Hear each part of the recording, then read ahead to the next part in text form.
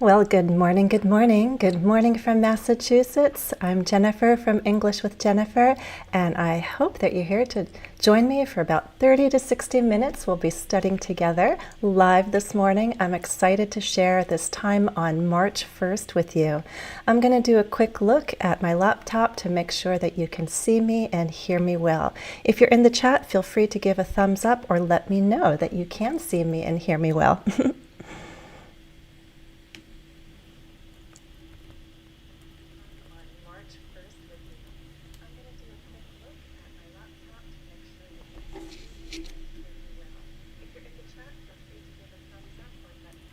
It looks like we are good to go. Super. So if you'd like to join the chat, you just need to join as a member. I'd love to have you as part of the membership here on English with Jennifer. And after this live stream today, I'm going to share follow-up tasks with members. But for everyone, I welcome you. We're going to study some pronunciation together and some phrasal verbs together. I also welcome questions. So if you have a question, that's something you can do in the chat. You can submit a question and I'll do my best to answer today. All right, so it looks like we have a small group, but I'm hoping that a few more will join us. I hope that March 1st is starting out well for you. Yesterday was February 29th. Do you remember what we call that? February 29th? Who remembers? Do you know that? February 29th. What do we call that?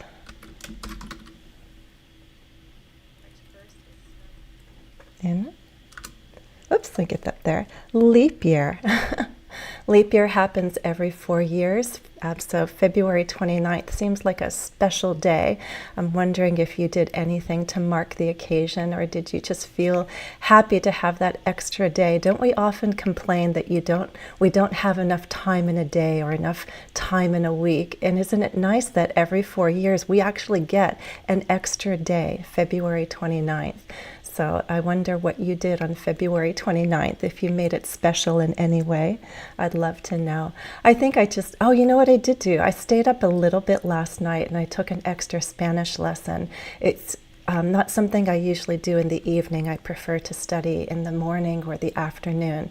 But I had just a little bit of time and I signed up for the last class of the day, 9:00 p.m., which is a little late for me. For people on the West Coast, for example, it was fine. But that's what I did on leap year. I squeezed in one more lesson than I normally do during the week. Hey, Truan Etruk. Turan Eturk. Welcome. Thank you for being a member. Okay. All right, guys, I'm going to work my magic and share my screen, and we're going to get started. We have some pronunciation practice and some phrasal verb practice today. Let's see if I can work my little magic, and you can see my screen. I'm going to check my laptop to make sure you can see what I see.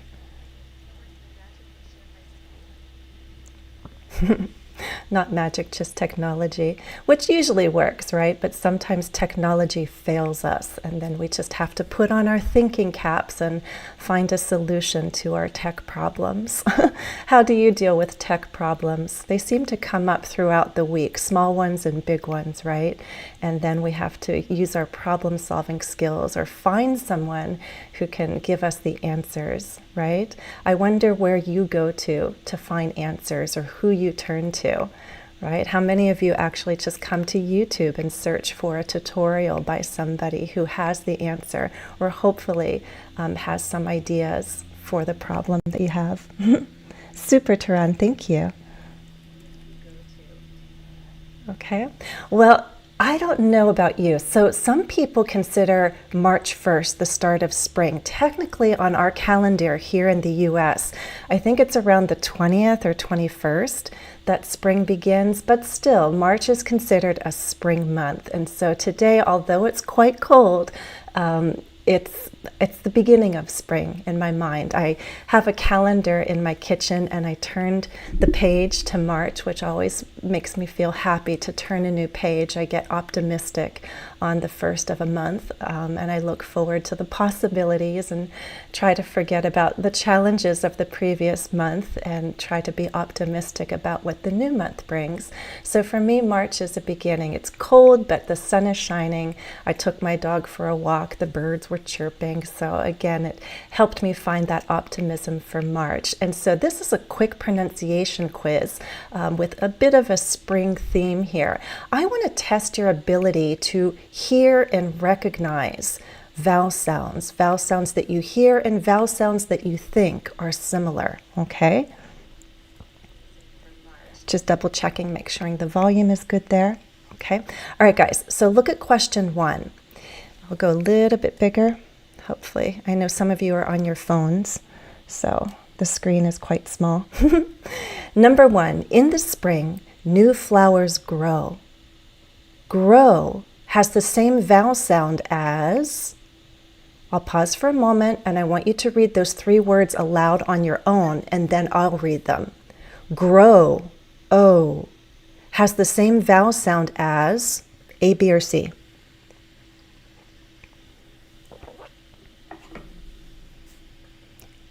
And if you remember, you could put in the chat. If you're on your own, you can't get in the chat, well, you just note the answer. Grow has the same vowel sound as, listen to the choices, boat, cough, shoe. Boat, cough, shoe. The answer is boat, right? Let's mark that. Okay. So isn't it interesting and probably not very nice of English that we have different spelling patterns to represent the same vowel sounds? O, O, grow, boat. You can row, row, row your boat. It's the same vowel sound, just spelled differently, correct? Okay. All right, number 2, plants grow from seeds. Seed has the same vowel sound as, say those words aloud to yourself. Hey, my hippo's here.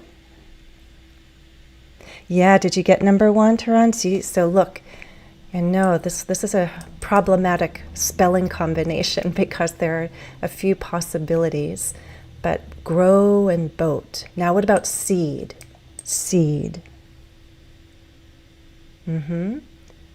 Let me read your choices. Way, neat, thread. Way, neat, thread. Seed, E, has the same vowel sound as, yes, you got it, neat. Again, isn't that awful of English to do that, to make it so challenging? We have double E, E, and then we have this EA combination in here, neat. Hey, that's neat, that's cool, that's nice, neat. And yet here you have the same vowel combination, and yet it's a short sound. Right?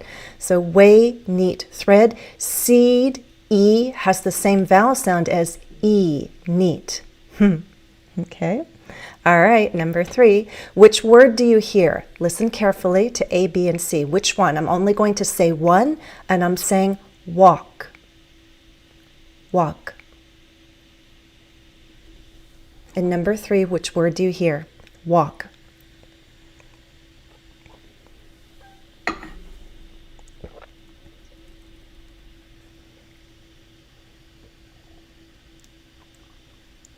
Which one? Walk.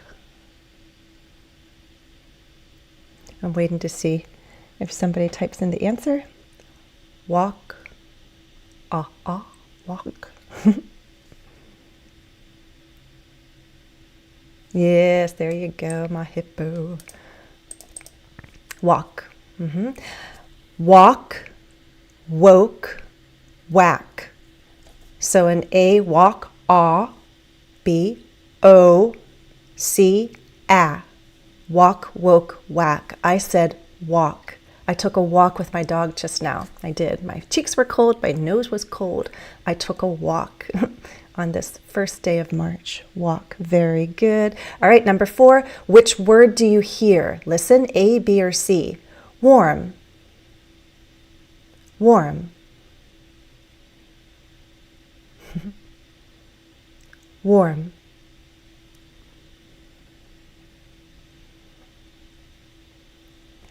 Some people consider R only as a consonant. Some people also recognize it as a vowel sound. I joined that second group, and when I teach consonants and vowels, I see R, the letter R, as like a consonant, as in rich or Rachel, right? R.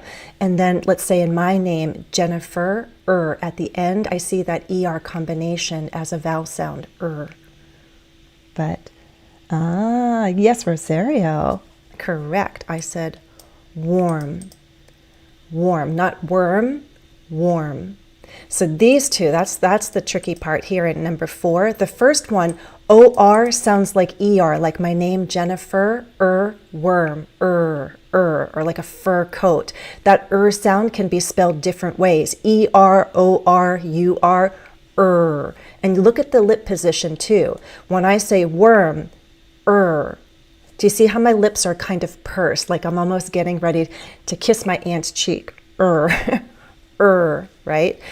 But warm is more of a circular sound, and my jaw goes lower. Warm. It's very warm today. Warm. And then whim is completely different, a short I sound. Worm, warm, whim. It's not quite warm yet, but it will get warm. It'll get warmer as spring gets into full gear, right? All right, number 5, which word do you hear? Listen. Run. Run.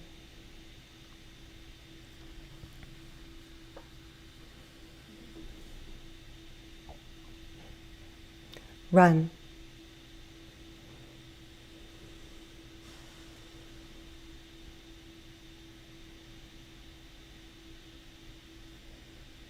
Run.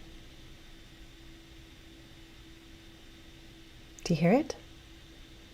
It's a short sound, short vowel, run. Central vowel, meaning the middle part of my tongue, is higher. It's also a very relaxed sound, run.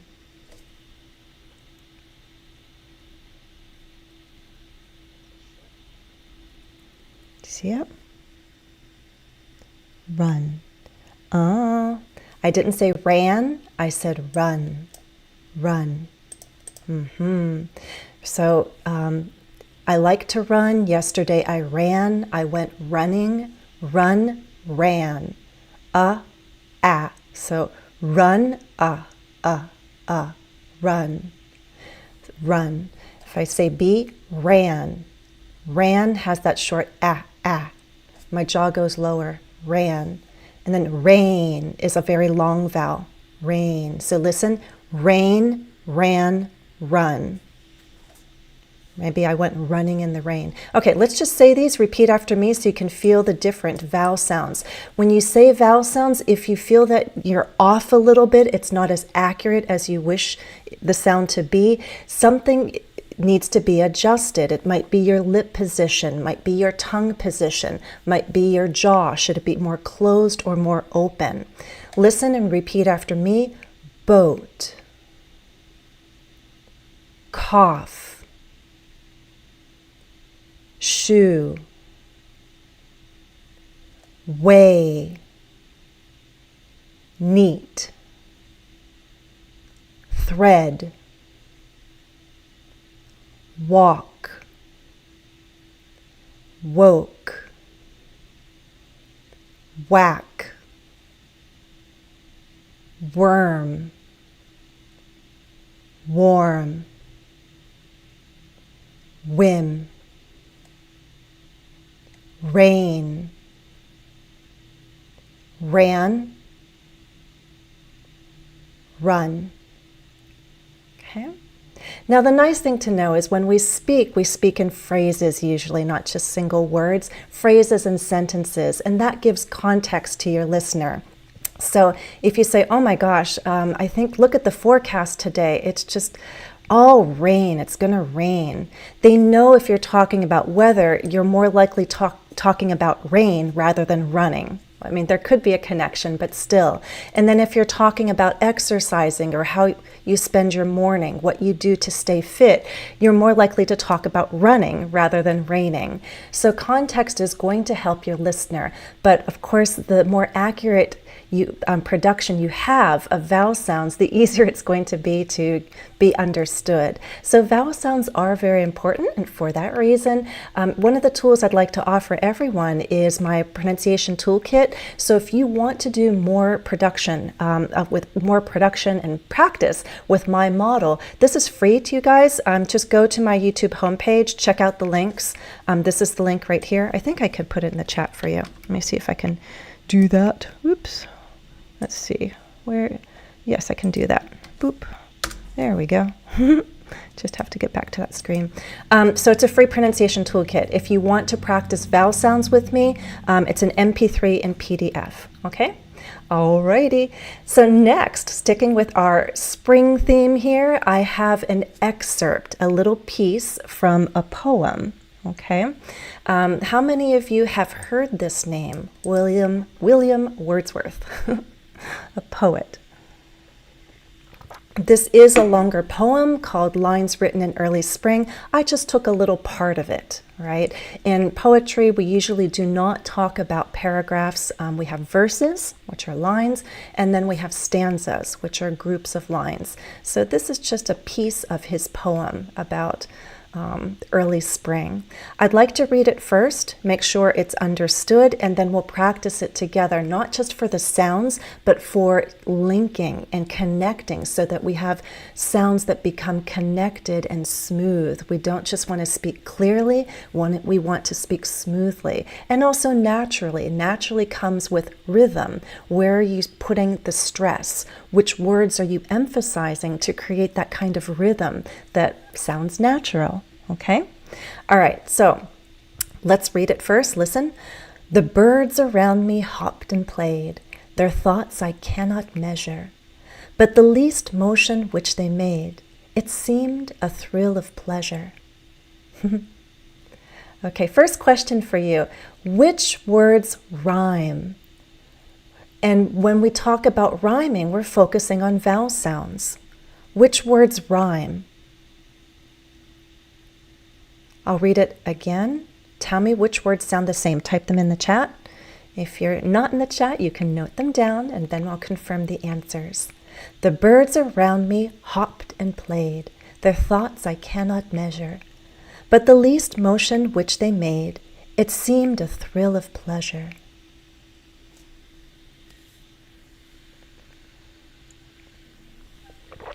Not all poetry has rhyme, but many poems use rhyme. And there's like rhyming patterns that they follow, like a scheme, a plan. Very good. Measure, pleasure, eh. They also have the same consonant sounds, zh, right? Zh. Measure, pleasure. When I'm not careful, sometimes when I say measure, I change the vowel sound to measure. Like, I didn't even know I was doing it until someone caught it. And I was like, oh my gosh, where did I get that pattern from? I did find one dictionary that confirmed that is a possible variation. Not all Americans do it. I don't know if it's because I grew up in Western Pennsylvania. Obviously, I learned speech from the adults around me. So I don't know if that's a Western Pennsylvania pattern or not, but sometimes I don't say measure, I sometimes say measure.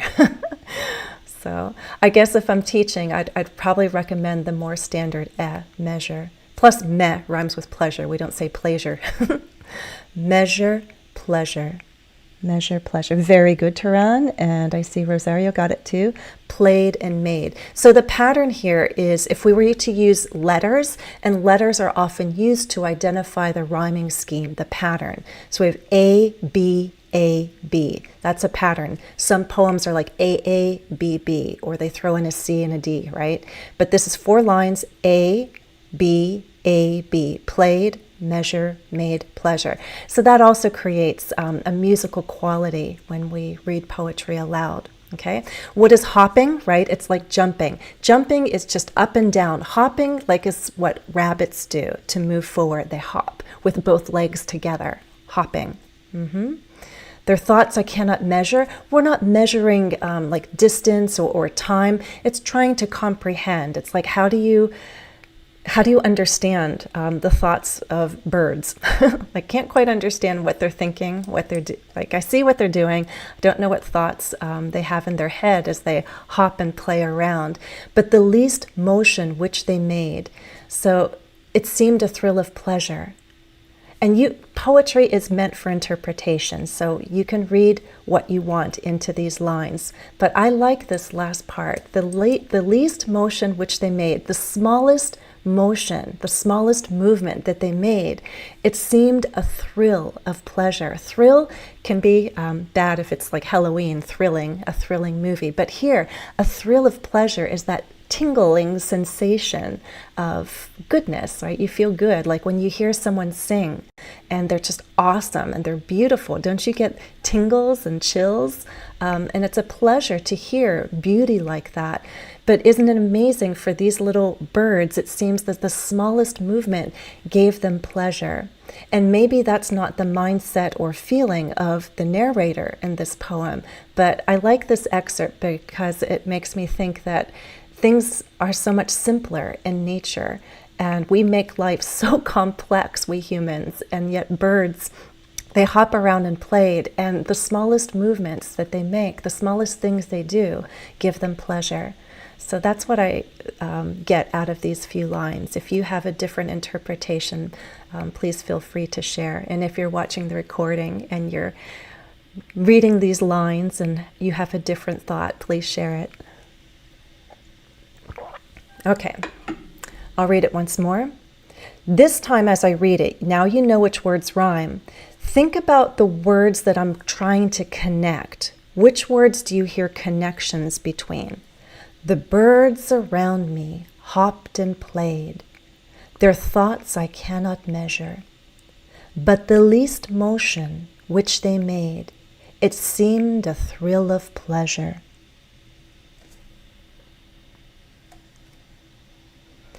There's different ways we link, and I have a playlist on fast speech, and I go over linking patterns that we do in English to connect words. One pattern I want to call your attention to right now is a final consonant sound into a vowel sound. Right? This is something I do with private students quite often when we work on pronunciation. We identify places where there are opportunities to link so that your speech sounds more connected. You get smoother speech. Birds around me, birds around me, birds around me. What's happening to the S? It's after erds. And D are voiced sounds. So birds sounds like a Z. The Z then links here, which is an sound. Birds. The birds around me hopped and played, hopped and played. Hopped and, hopped and, hopped and. The birds around me hopped and played. Their thoughts I cannot measure. Their thoughts I, their thoughts I cannot measure. Their thoughts I cannot measure. And as I underline and demonstrate again the connecting, repeat after me. But the least motion which they made, it seemed a thrill of pleasure. Look for final consonants leading into a vowel sound. It seemed a thrill, seemed a. Whoopsies, didn't mean to do that. Oh, look at me. I'm hitting all the wrong things. I want to do this. There we go. It seemed a thrill of pleasure. No, thrill of. Okay. Another thing happening here with the T into a TH, T before another consonant sound in American English often is that glottal stop that you hear us say in words like fountain, important, sentence, certain. It's that cutting off feeling or motion that we make in the back of our throat. Okay.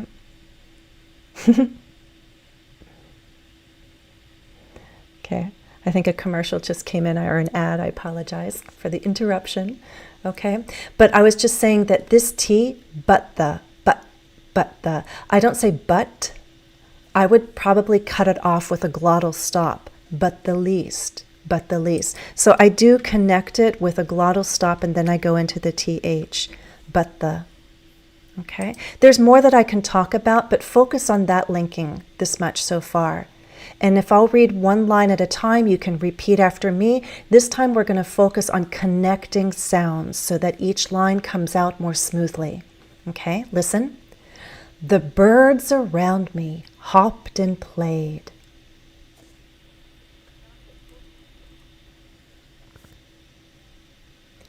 Their thoughts I cannot measure.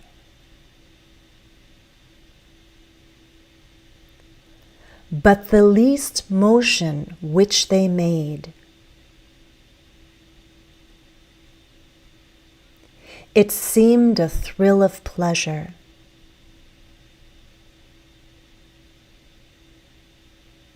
Okay. Final thing I want to call your attention to is which words am I stressing? There's a rhythm. I'm not stressing everything. I'm not saying the birds around me. Round me hopped and played. If I'm trying to stress every word, it becomes like, I don't know, like a telegram, like one word at a time, and it stops me from having connected speech as well. So I focus on words that carry meaning. Those are the content words. And I also explain content words both in my fast speech playlist as well as the playlist on intonation. But in fast speech, you can go to that playlist, and I believe it's lesson 20, the last one, where I explain content words if you need a deeper, more detailed explanation. But basically, words that carry meaning are the words that we stress. Okay, that means nouns, verbs, adjectives, adverbs. There are prepositions that have 2 syllables, so that means one of the syllables will be stressed. So this has meaning. The is a function word. We need it, but it doesn't really carry meaning. It's there just to help the sentence function grammatically. Around has 2 syllables, so one of them has to be stressed, and that's this one, around. Right? Any word that has more than 2 syllables, 2 or more syllables, one of those syllables is going to be stressed. And that means we stress the vowel sound. Usually we don't stress pronouns. Hopped is a verb. Played is a verb. And is another function word. It's a conjunction. Okay? But the least, motion, let's do motion, which they made, we have a relative pronoun. It seemed a thrill of pleasure. Oops, their thoughts, I skipped one, huh? Now, cannot, by the way, people say this different ways, but normally in everyday speech we use the contraction, can't. If I'm going to say the full one, then cannot. This dictionary can recognize shifting stress, but cannot is usually how Americans would say that. Okay, so now that I have that marked, you're going to hear me go, birds, round, hopped, played. The birds around me hopped and played. Do you see how it works? And the next one, thoughts can measure. Their thoughts I cannot measure. So the stressed syllables become a little louder, the vowel sounds lengthen, and then the function words are the little ones. They're quieter, they're faster, right? Next line, in line 3, we have least, mosh, which made. The least motion which they made. Last line, seemed, thrill, pleasure. It seemed a thrill of pleasure. The rhythm is like this. Bum, bum, bum, bum, bum, bum, bum, bum, bum, bum, bum, bum, bum, bum. We could slow it down. I tend to go fast. That's my habit. I'll slow it down for you. The birds around me hopped and played. Their thoughts I cannot measure. But the least motion which they made, it seemed a thrill of pleasure. And you really hear like the lengthening, and seemed a thrill of pleasure, right? Nice line to end with. And so something I'd encourage you to do is practice. Read through it. Make sure you're stressing the content words. Make sure you're linking where there are opportunities to link. And your goal is to say each line smoothly. You can breathe at the end of each line. Each line is pretty short. The birds around me hopped and played. Breathe. Their thoughts I cannot measure. Breathe. But the least motion which they made. Breathe. It seemed a thrill of pleasure. Then you want to read it. Now that you know it, you understand it, read it with expression, read it confidently. After you've practiced, get your phone out, get the voice recorder, and record yourself. Then listen and see if you like it. Is there any line that you need to improve? Is there any linking that you missed? Right? Now you think about it. This is a guy watching nature and making an interesting observation. So capture that image in your head and read it like you mean it. The birds around me hopped and played. Their thoughts I cannot measure. But the least motion which they made, it seemed a thrill of pleasure. Right? So you want to read smoothly, naturally, with meaning. Okay? All right, so if you'd like to see the full version, this is the link. I'll actually see if I can put it there for you. I'll also put it in the chat. Let me get to the chat for you. There we go. Boop. Okay. All right. All right, let's continue. I have a fun contribution. I don't know if he's here, but we had a contribution from one of my members. A fellow teacher came up with a few lines to demonstrate how OUGH has different pronunciations. Remember how we came up here in our quiz and I asked you about grow, and most of you guessed that boat is a match. Grow has the same vowel sound as boat. Grow, boat, O. It is not the same vowel sound as cough, ah. So OUGH, cough, has different pronunciations, and that's the fun of this little text that was submitted by a member. Let me read it through. I've underlined all the OUGH combinations. If you know the IPA, these are the different possibilities. Of course, pronunciation varies, even among American English speakers. This sound, ah, and this sound, like ah, can be confused. I do it quite a lot. For some American English speakers, I represent sort of the East Coast and Northeast. For me, words like caught, like I caught a cold, and sleeping on a cot, C-O-T, I don't always make a distinction. I say them the same quite often, caught. I caught a cold, and so I slept on the cot to rest. But some people might, I caught a cold, and I slept on the cot. So, any case, let me go through this. Having a cough made me feel rough, and I didn't think I could go through with my planned lesson. Although I was normally thorough in my preparations, everything appeared tough that day. I just couldn't think things through clearly in my head. Would the class think that I hadn't tried hard enough? Usually I would say we don't feel rough. You could have a rough day. You might say having a cough made my throat feel rough, and I was having a rough day, but we'll let the text be as it is. It makes sense, okay? Cough, ah. I have a cough made me feel rough. Totally different. So cough is this ah sound. Rough, is this more relaxed central sound, rough. I couldn't go through, ooh. Where do we have ooh? This is our ooh, with my planned lesson. Although, like boat and grow, I was normally thorough, there it is again, in my preparations. Everything appeared tough like rough. We're back to that central vowel. I just couldn't think things through, we're back to this one, ooh, clearly in my head. Would the class think that I hadn't tried hard enough, tough, rough? It's that sound again, right? So these are all words that you know, hopefully.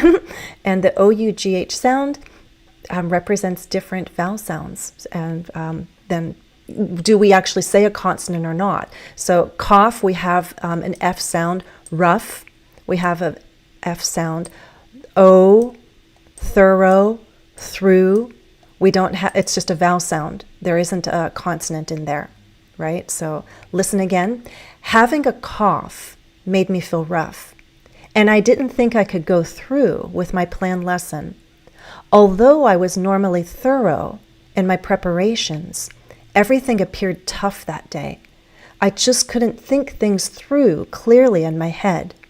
Would the class think that I hadn't tried hard enough?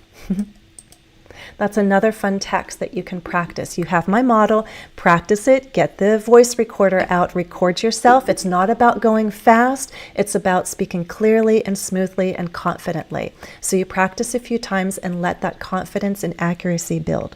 Okay?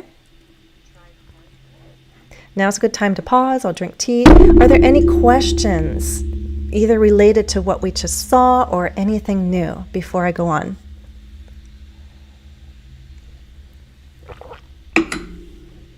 I see my laptop. I'm getting all these notifications. Try out experimental AI features. I'm going to say no thanks for right now. Okay. Okay, super. Let's move on from pronunciation. And we're going to do some phrasal verbs. If you don't follow me on Instagram, please do.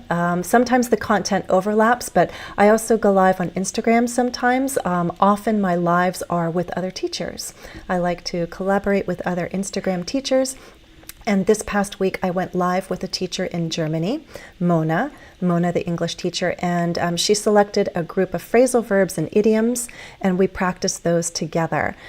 So if you would like to have some phrasal verb practice, specifically phrasal verbs and idioms with go, that's what we covered this past week.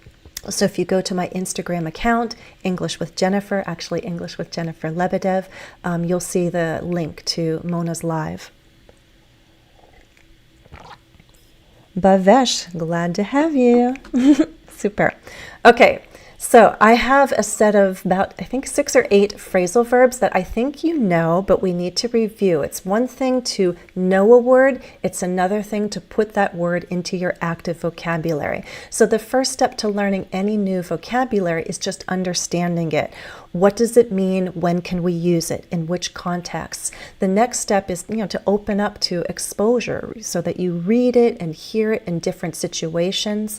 Both in private classes and on Patreon, I recommend resources where you can get multiple exposures to new vocabulary items, like Youglish is just one. So we're going to go through question by question. Make sure you understand the phrasal verb, and then we'll do a quick little quiz at the end. I also welcome people watching the recording to practice. You're going to create your own examples. Members will have a follow-up task with these phrasal verbs. Okay, Manuel, glad to have you here. Yes, and you got the first one about warming up. Okay, has the weather begun to warm up? Manuel helped us already in your area. Warm up, get warmer. Get or become warmer. You could say it's getting warmer. That's perfectly fine. But very conversational, sounds like, it's warming up. It's warming up. Look at that. This week has been warming up. It's getting nice, more sunshine. Warm up. You could also warm up something in the microwave. Warm up, heat up, that also works. But in the context of weather, the weather begins to warm up in late March, usually. Although today it's quite cold here in Massachusetts. 23 degrees is what it was when I took a walk, which is like -4 Celsius. Very good, Bavesh got it. Warm up. No object. When you learn phrasal verbs, make sure you understand whether it's transitive or intransitive. Does it take an object or not? Sometimes it could be both, but warm up. You could warm up food in the microwave, but in the context of weather, weather warms up. The day is warming up. It's warming up. Okay, number 2. Let me scroll down. Do you feel that the pace of life speeds When winter ends and spring begins? Yes, Manuel, another context. So warm up could be weather, could be food, making it hotter or warmer. And then a teacher, when she begins her lesson or he begins her lesson, there often is a warm up activity to get everybody comfortable and ready to focus on the lesson. Taran? 20 degrees, that's nice. We're talking like -4 here. It is not warming up yet, but I know it will. By the end of this month, I expect the weather to warm up in Massachusetts. How about number 2? Do you feel that the pace of life speeds when the winter ends and spring begins? Yes, speeds up. We're talking about acceleration, speed up. So get faster. Get faster, speed up. If I'm speaking really slowly, you might say, Jennifer, speed up a little bit. But if I go too fast, then you'd ask me to slow down, right? Up is increasing, down is decreasing. Okay? I do. I feel the pace of life gets a little faster with the warm weather. Okay? 3, spring is often associated with new beginnings. When you make a mistake, do you choose to start over on about, or do you just forget it and move forward? Which one? Do you choose to start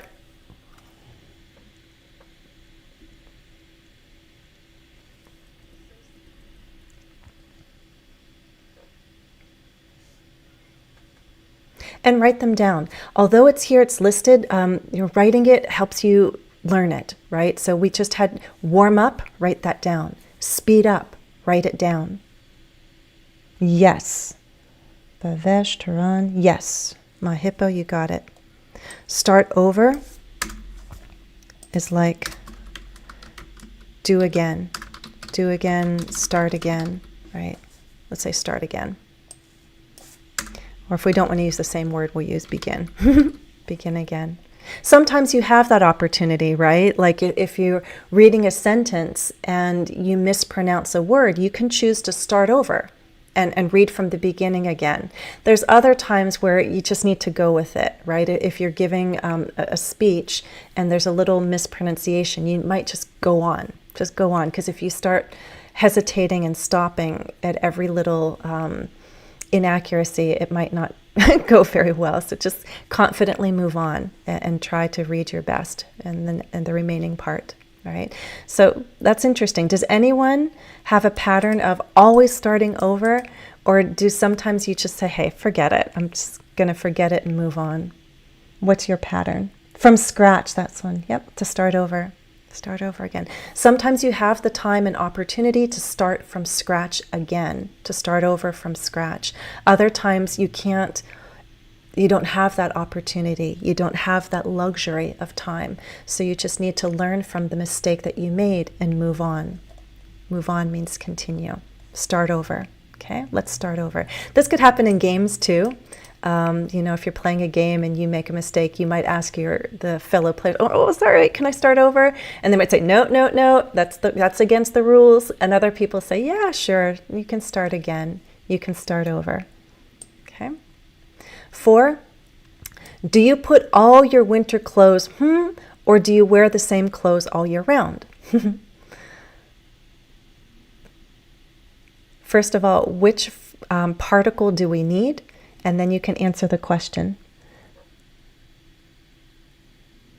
Wow, see, so some teachers set the rules, Bhavesh says, in school. Like if you make a mistake in the reading, you have to read again. You have to start over from the very first sentence until you get it right. So, whoever sets the rules, you have to follow that if that's the way it is, like in a classroom, right?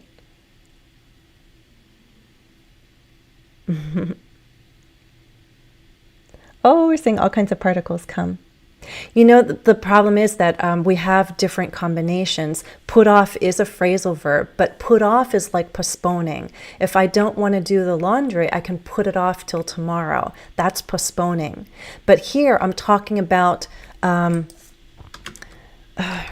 removing from sight and storing.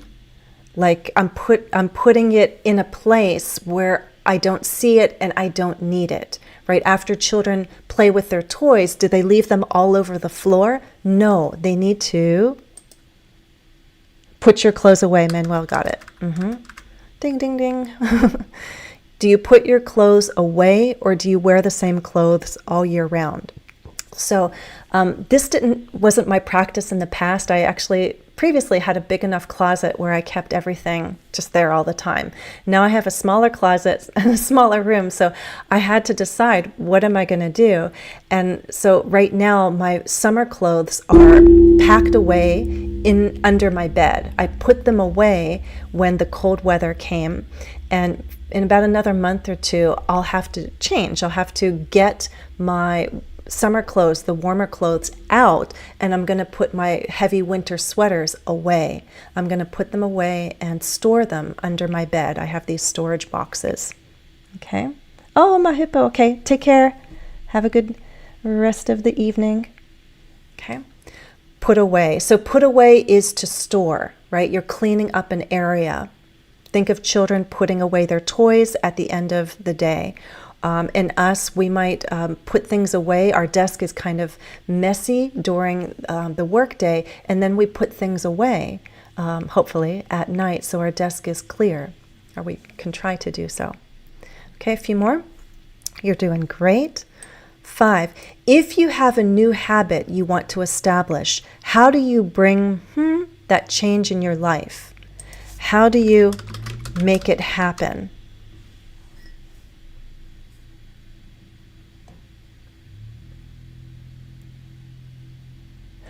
Good question. Put away, keep away.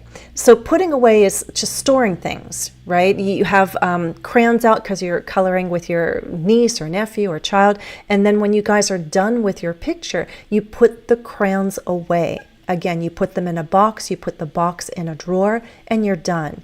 Keep away is keeping distance, often from something bad or dangerous. So a child knows they can touch the toys, but we have to teach the child that they need to keep away from dangerous things. Or we just create the environment so that we can keep them away from like chemicals and hot stuff and anything else that is dangerous and sharp, right?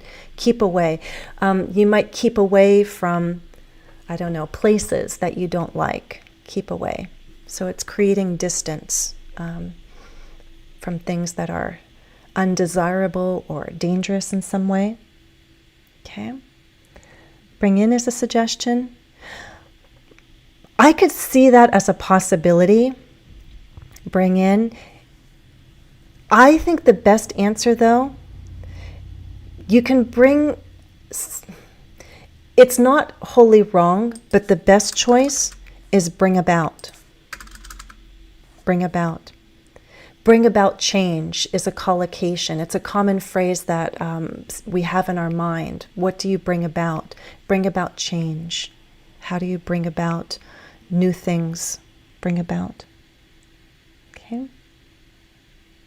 So I'm going to say that if you said bring in change, you'll be understood.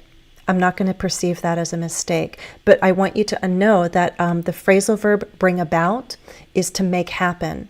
And a great phrase to learn is bring about change. How do you make it happen?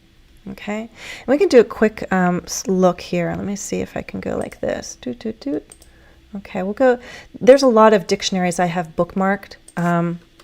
Bring about. Longman is nice because they have phrasal verbs listed separately.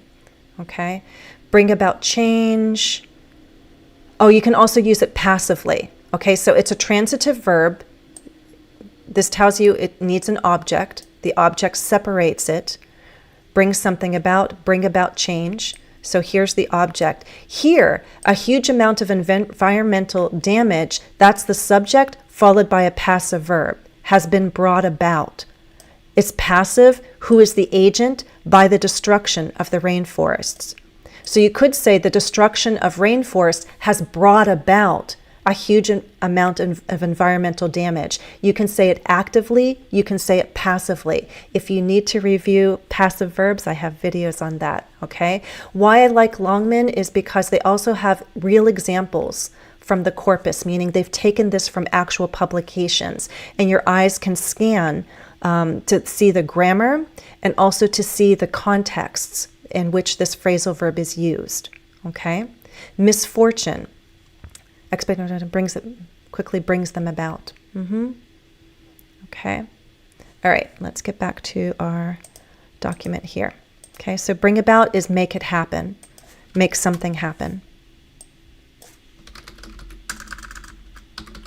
Note that one down, okay? So perhaps you know, for example, start over. I'm like, I know that one. Speed up, I can figure that one out. Warm up, I use that one. But it sounds to me like a couple of you at least need to review put away, right? Bring about. These are ones that you could create examples with, okay? All right, number 6. We have 6, 7, and 8, and then we'll be nearing the end. Spring is also associated with falling in love.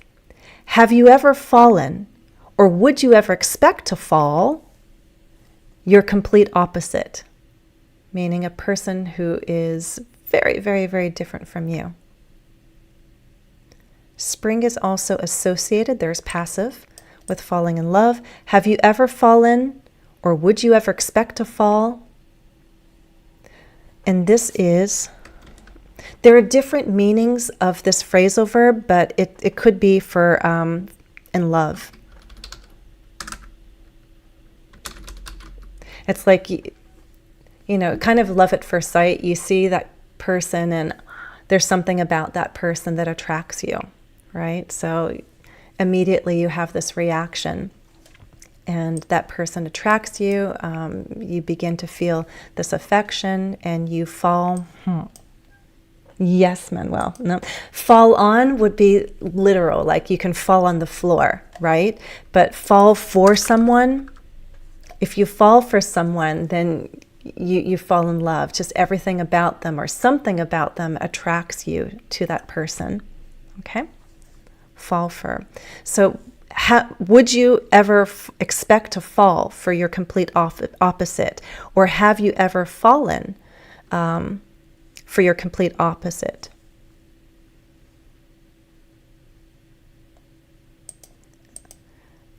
Yeah, let me think if I should write it like this one. Have you ever fallen for your complete opposite? And would you ever expect to fall for your complete opposite? Fall in love. Fall for something also, there's another meaning. If you fall for something, it's like you believe it. And maybe a salesperson convinced you to buy this vacuum cleaner because it was supposed to be the best vacuum cleaner on earth, and you saw a demonstration, you thought, oh my gosh, I gotta get it. Then you spend a lot of money, you buy the vacuum cleaner, and it doesn't work at home, but you fell for the sales pitch, you fell for this product, you believed it, and maybe you shouldn't have. Fall for, okay? Yeah. I think a lot of us might answer yes, it happens, right? If you think about the longer you live, the more memories you have and you can recall from your youth. Perhaps you fell for different people over the years. Some people were similar to you, some people were the opposite, okay? So if you fall for someone, you fall in love. 2 more and we'll be done. Number 7, weather often affects our mood. What kind of weather brings the best in you? And this is like, what could we say? Emphasize, maybe. Emphasize, make clear, like, right? So there are different qualities that we have, and the weather can affect us. And so on some days with some kind of weather, we behave one way, and perhaps with other kinds of weather like sun and warmth, then we act another way. So sunny days might bring the best in us, and cold, windy, rainy days might bring the worst in us. It's a possibility, but hopefully we're happy enough that the weather wouldn't change our mood that dramatically.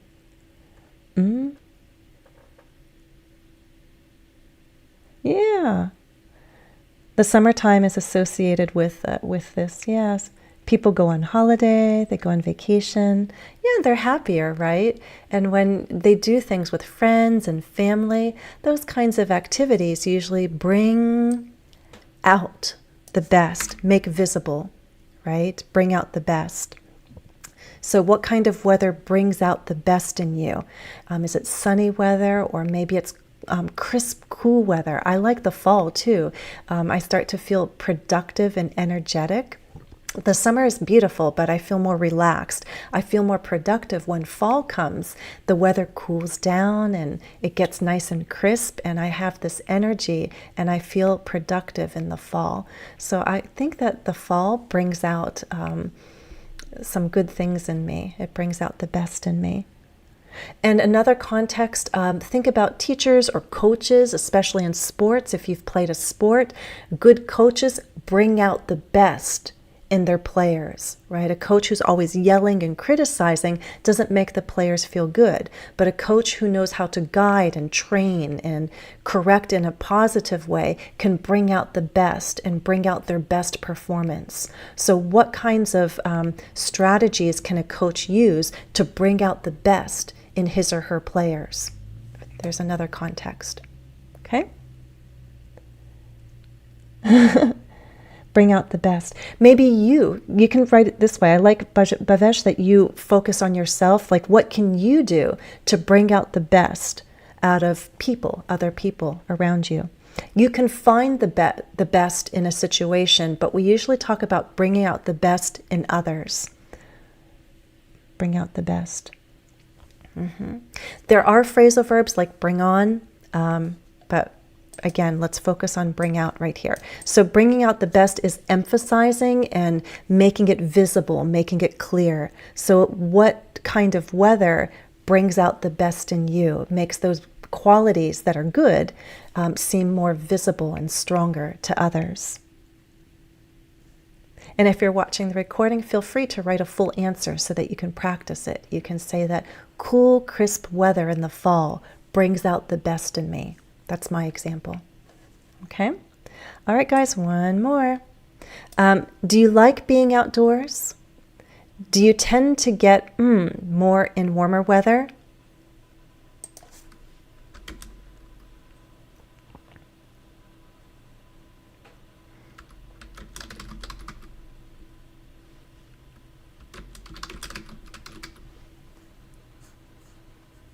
Okay, number 8, which particle here?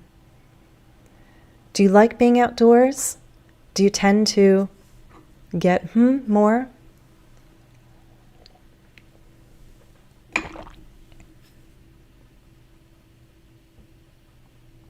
Then you'll change it to bring out. It brings out the best of me. Bring out the best of me. So look at that. Brings out. What kind of word brings out the best in you? Yeah. It brings out the best in me. Because there's all these qualities inside of you, and you want them out. So think of that contrast, okay? There are different qualities inside of you. They're in, and certain things can bring them out, right? Good weather can bring out the best in you. Good people can bring out the best in you. A good coach can bring out the best in you. Get on is a phrasal verb, but it's not the one here. Get on, like you can get on the bus, like you board it. How are you getting on? Like how are you adjusting to a new place? But this one is, do you tend to get out more, right? Not be indoors, but be outdoors. People say, you need to get out more. It could be to be outside, could also be to be social, could also be going out and being social. You know, somebody who doesn't socialize much doesn't get out much. They stay home a lot, right? Get out. I'm actually an introvert by nature, but I try to get out sometimes. Get out. You need to get out more. You need to get out and meet people. There's a good context, right? Somebody who's shy is nervous about going to social gatherings, and if that's your friend, you might say, you know what, you need to get out more and meet people. Let's go to this event. Let's go to that event. So tell me, do you like being outdoors? It could be social, doesn't have to be. If somebody just doesn't often go out to be in the sunshine and breathe fresh air, they need to get out and breathe fresh air. So two possibilities: get out and breathe fresh air. Get out and enjoy nature. Get out. Or get out and meet people. Get out and socialize. It could have that social element, but it's not necessary to get out. Yes, get out in warmer weather. That's what people usually do, right, Manuel? They get out. Okay, let's review. We had get out, bring out, fall for someone, bring about, like bring about change, put away, like storing, start over, begin again, speed up, get faster, and warm up. Okay, super quick quiz now. Okay, you can always create your own examples. Let me go right here. Okay, let's see if that's visible. Brings out my speaking skills. Yay! And we can do a quick little quiz to make sure that you remember these phrasal verbs. Okay, guys, which one has to do with storage? Like what children do with their toys, what you should do with extra stuff on your desk at the end of the workday. What do you do? Let's say a hairstylist at the end of her or his workday, they do this with their scissors and combs and other equipment. What do they do?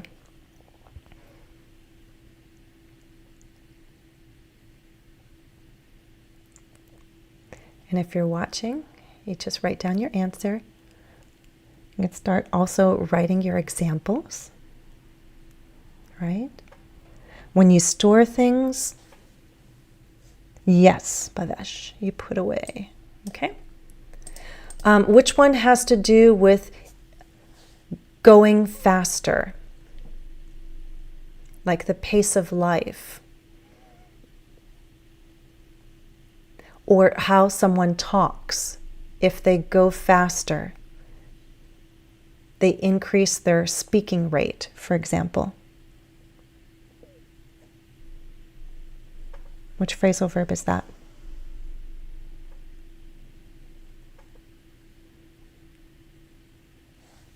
Yep, speed up. Super, super.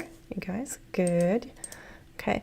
Which one has to do with making something happen, like change, right? It could be positive change and negative change. I showed you that example about the destruction of the rainforest and how it's making or creating environmental problems, environmental damage. Which one has to do with making things happen, good or bad? It happens with change, positive change, negative change. Yep, you can speed up your pace, and as you move forward in your career, you need to, sometimes we want to speed up our progress, but it just goes at its own speed. Bring about is what I'm looking for, guys. Bring about change. Write that one down. Again, if you write it, you'll remember it better. Bring about change. Bring about change.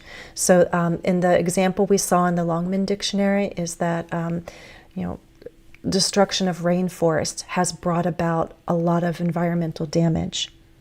Bring about change. Okay. Which one is about being perhaps more social or being not indoors but outdoors? We say to someone, hey, you need to enjoy nature, or you need to meet people. Don't stay home. You need to what?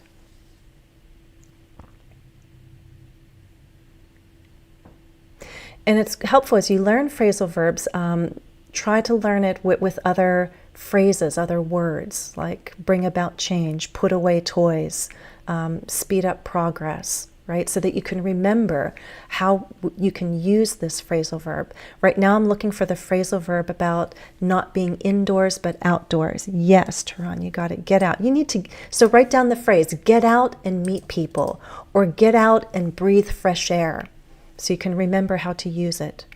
Okay? And speaking about outdoors, the temperatures increase. Which phrasal verb talks about, helps us talk about the temperature increasing just a little bit. Right? This is happening in springtime. Right? The temperature increases. What happens?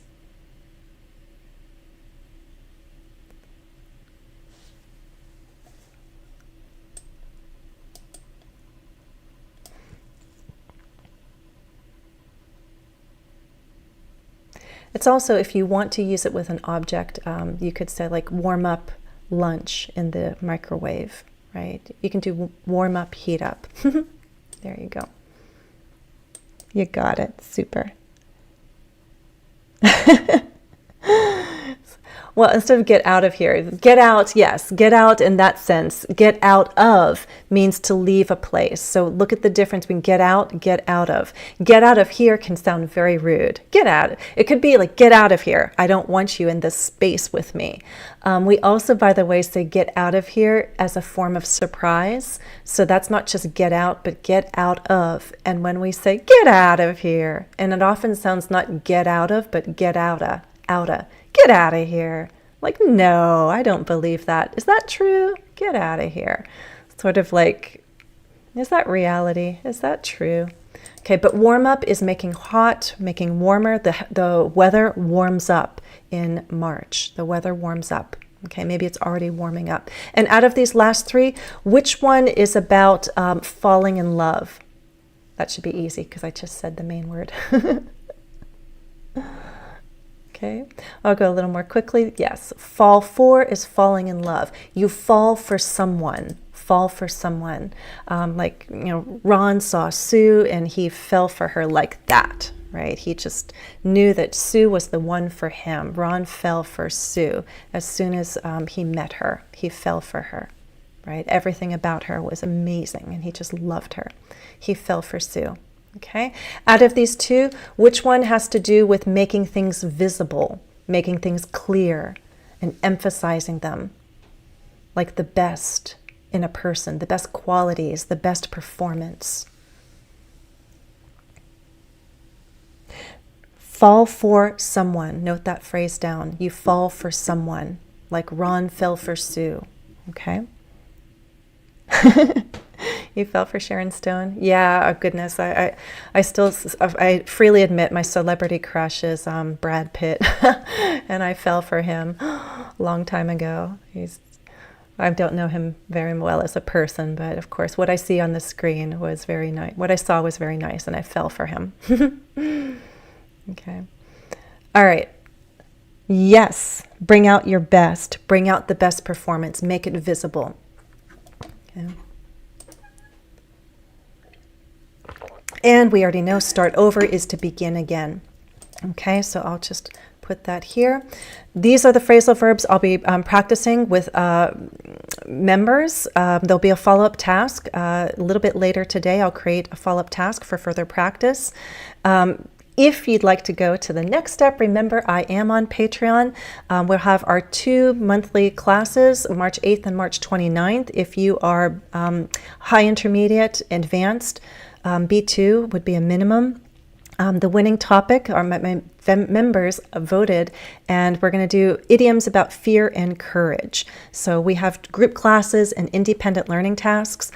So if you're curious, you might learn expressions like these, like jump out of my skin, put on a brave face. We had idioms this past month on lifestyles and personalities. We're going to do another round of idioms about fear and courage. So if that's of interest to you, you can find me on Patreon. The link is also on my YouTube page, the home page. So you can find all the links and all the opportunities. Okay, so I'm going to say thank you to my members, the active ones today. Thank you so much. I really appreciate the contributions that you made.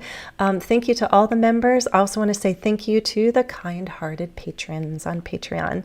Thank you so much, guys. I'm going to work a teeny bit more magic right now and just have me on screen and see if there are any final questions. Oh, I'm so very happy to hear that, Bhavesh. Okay, thank you. I try to make our time together productive and enjoyable. I always promise 30 minutes, but I always go over. I love the full hour, so I usually go for a full hour, okay? And if you want more, hop on over to Instagram, because as I mentioned, I had a live with another teacher this past week, and we recorded a phrasal verb session that we did with some audience participation, and we went over a list that Mona had put together, phrasal verbs with go, and we also included an idiom like go all out, which may not be a phrasal verb, but was still fun to include. So you can have more phrasal verb practice by watching that recording on Mona's account. Okay? All right, guys, well, I'll be back again on the first of, not the first, but the first Friday of the month is usually when I go live on YouTube. So the first Friday in April is when I'll go live again. Thank you all, and I'll just stick around just for a few more minutes as the live stream ends. And thank you, guys. Thank you all. Have a beautiful March, and see you guys later on the community tab. Okay? Get the follow-up tasks and get more practice. Take care, everyone.